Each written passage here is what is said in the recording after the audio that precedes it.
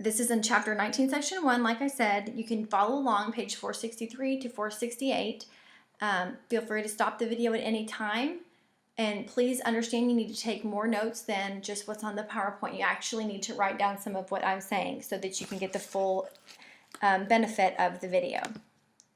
Okay, so European exploration. The first thing we have to talk about is why were the Europeans exploring? You guys have probably heard of the 3 G's, which are the God, glory, and gold, or gold, glory, and God. We're going to talk about 2 of those G's in detail with the European exploration in Asia because those were the main 2 things that the Europeans wanted. The first thing that people really wanted from Asia was wealth, was gold. Okay, they hoped to gain wealth through the trade of spices and other luxury items from Asia. The Crusades in the Middle Ages really sparked a demand for the spices and silk and luxury items that were being brought back from Asia. So that was a huge demand in Europe, and people it was a hot ticket item. Any kind of spices, cinnamon, pepper, cloves, things like that, they were very much so in demand after the Crusades.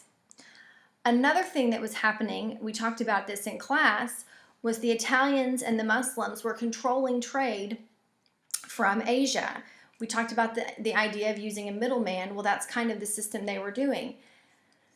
The Muslims would purchase the goods from Asia. They would sell it to the Italians. The Italians would charge up and then sell it to other European merchants. Well, that was costing the European merchants a lot of money.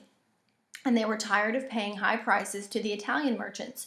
So they said the only solution was to get the goods themselves from Asia. So they were out to seek a direct route to Asia.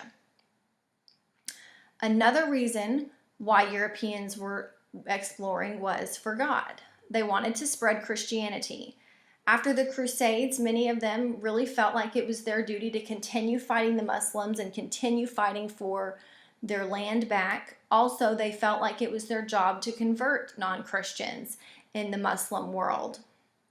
One of the explorers named Bartolomeu Dias, he was a Portuguese explorer, probably said it best in his quote that says that he wanted to go explore to serve God and His Majesty, to give light to those who were in darkness, and to grow rich as all men desire to do.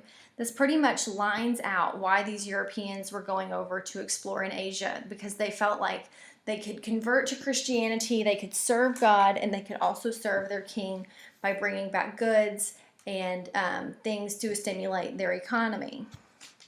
So the main reasons why they wanted to explore, they wanted to get more goods, they wanted more control over the trade that the Italians and the Muslims were controlling, and they wanted to spread Christianity. They were able to do this because of new technology that was popping up in the world. They had caravels, which are these ships right here pictured below. And caravels, they were a sturdier ship that had triangular sails that made it very accessible to sail against the wind. So that made it much easier for these explorers to sail long distances, whereas before they weren't very sturdy and they weren't very effective if they were in a big windstorm.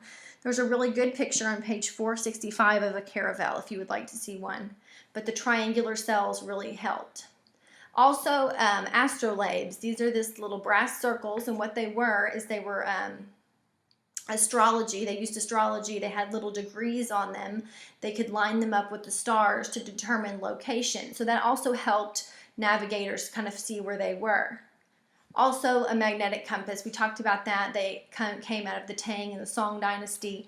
Also assisted with navigation. So these new technologies were really helpful in assisting these explorers to explore and to go out and navigate.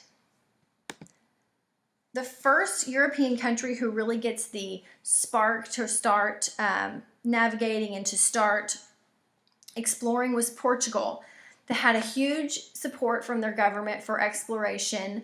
The king's son, the king of Portugal's son, his name was Prince Henry, and Prince Henry had a great interest in overseas exploration. In 1415, Prince Henry actually helped conquer a Muslim city in North Africa, and he was able to see that there was amazing wealth that was beyond Europe. He was able to be exposed to spices. He was exposed to silks and gold and silver and all these different gems. So he kind of was able to see, okay, where are all of these things coming from? Where is North Africa getting all these wonderful goods from? So it kind of sparked his curiosity, and he wanted to reach the source of these treasures in the East. He, in order to fund that, he founded a navigation school in Portugal where map makers, instrument makers, shipbuilders, scientists, they all gathered there, and they would get better at shipbuilding and get better at their trade. They would do better at navigating. So that was a way that Portugal kind of got the edge. They also established trading posts in North Africa where they were trading gold, silver, ivory, and they even started to trade captive Africans as slaves. So that's kind of where the slave trade begins. Another reason why the Portuguese were very wanted to start getting into the navigation and exploration is they were seeking a route to Asia. And at this time, they believed that the only way you could get to Asia by sea was to go around the tip of Africa and come up and get to a port at India. So in 1488, Bartolomeu Diaz, he reached the tip of Africa, but he was derailed by a big storm. The ships had been blown around. He was only at the southeast coast of Africa. They stayed there for a while, but his crew was very tired, so they ended up going back to Portugal. In 1498, it was Vasco da Gama, who was this explorer right here, who was actually able to round the tip of Africa to reach the port of Calcutta in India. And Vasco da Gama, when he gets there, he finds spices and gems and all these elaborate silks, and he brings them back with him to Portugal. So he's kind of regarded as a hero when he gets back to Portugal. So that's kind of how Portugal was able to get more into exploration and kind of start a little trading empire, was with the exploration of Vasco da Gama. Here's a map of Vasco da Gama's route, and so on the map that I gave you guys, if you will just map out the route that Vasco da Gama took, he starts in Portugal, which is right here by Spain. He goes all the way around and ends up in Calcutta, and then he goes around back to Portugal. The Spanish were extremely jealous of the Portuguese success because the Portuguese were setting up trade outposts in North Africa. They were trading all these goods with North Africa. The Spanish were extremely jealous. So they commissioned Christopher Columbus. You guys have heard of him. His finances a plan for him to find a route to Asia. So what he does in 1492, I think you all know the moral of the story, Columbus sails the ocean blue, and he thinks he has found a route to Asia, but he actually ends up in the Caribbean islands, but he thinks he has found Asia. So there is lots of tension between Spain and Portugal. Even though Columbus didn't actually find Asia, he believes he did. What he actually did is he opened up exploration for the Americas, but we all know that. Columbus, although he thinks he reaches Asia, tensions between Spain and Portugal start to increase, and things start to get even more heated because Spain and Portugal are now trying to compete with each other and are almost rivals in this exploration game. So what happens is Alexander VI, he decides he's going to intervene. He's the Pope Alexander VI. He wants to bring peace to these two nations. So he basically suggests that they draw an imaginary line through the Atlantic Ocean, because remember, they still think that Christopher Columbus has reached Asia. So they say he should draw an imaginary line through the Atlantic Ocean, and whatever lies west of that line belongs to Spain, and whatever lies east of that line will belong to Portugal. And this becomes known as the Treaty of Tordesillas. And this right here is a map of the Treaty of Tordesillas. So what happens is they decide that they're going to agree to sign this document, and anything over here belongs to Spain, anything over here belongs to Portugal. Little do they know that Columbus himself hadn't really reached Asia, and he hadn't claimed land for Spain, that the Portuguese soldiers have already reached first, but as you can tell, that's how little they knew. So this is the Treaty of Tordesillas line. If you guys will draw that roughly on your map that I gave you, so that you know this was the line that Pope Alexander VI drew for negotiations between Portugal and Spain. Once these countries start getting more involved in trade, they set up what is called trading empires. Portugal basically starts to command the spice trade from the Muslims. He's able to capture the Strait of Hormuz, and that connects the Persian Gulf to the Arabian Sea. And if you would like to see a map of that, you can go to 467 in your textbook. You can see that the Strait of Hormuz basically connects the Persian Gulf to the Arabian Sea. So with them having control of that, they're able to control trade through there. They are also able to capture Goa, which is a port city in India, which also helps them control trade in India. They also control the Strait of Malacca, which gives them control over the Malaccas Islands, which are the Spice Islands.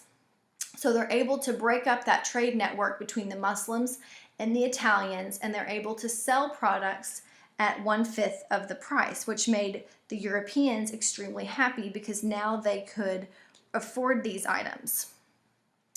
Because Portugal was having so much success in the East, you probably can guess the Spanish are going to start to want success of their own. So Ferdinand Magellan in 1521 leads an expedition to the Philippines, and the Spanish start to settle there. After this, most of Europe decides that they're going to go to the East and set up their own trading empires. It draws the Dutch, the French, and the English to really want a piece of all of this wealth that the Portuguese and Spanish are getting from the settlement of these nations in the East. So the Dutch and the English decide that they want in on some of this wealth. They both wanted to drive out Portugal for control of the spice trade, and they both decided that they were going to create East India companies. And these East India companies, their purpose was that they could direct and establish trade throughout Asia. The East India companies, they could coin money, they could make treaties, and they could even raise their own army. So they created these companies that would basically direct trade throughout Asia for each country. What they were able to do is they were able to break up the Portuguese control in Asia, and that was mainly done by the Dutch. The Dutch were much more of a powerful force than the British, and we talked about that on Friday when we talked about the Dutch. They were more willing to cooperate with the Chinese. They were more willing to trade with the Chinese than the English were. So they were more powerful. They were more successful. By 1600, the Dutch became a leading sea power. They had the largest fleet of ships in the world. They were able to pretty much shut down the Portuguese control of the Asian region. They set up the Dutch East India Company, which was much stronger than the British East India Company, and they were able to drive out England for control of Asian trade. The Dutch set up headquarters in Batavia, Java, which is an island in Indonesia. They were able to conquer Malacca and the Spice Islands for Portugal, and the city of Amsterdam in the Netherlands becomes a leading commercial capital. So they're able to build up their capital in Holland, or the Netherlands. They're able to make it a very strong commercial capital. The English are able to build up their trade with India. They established the English East India Company or the British East India Company, and they're able to establish cloth trade, and they set up several ports in India. That's where they spent all of their energy, was in India, and we know that eventually in India that pays off to where England eventually gains control over India. The French tried to establish outposts. They even created their own East India Company, but the French East India Company really never had profit in India, the Dutch were able to drive them out. And so the French outposts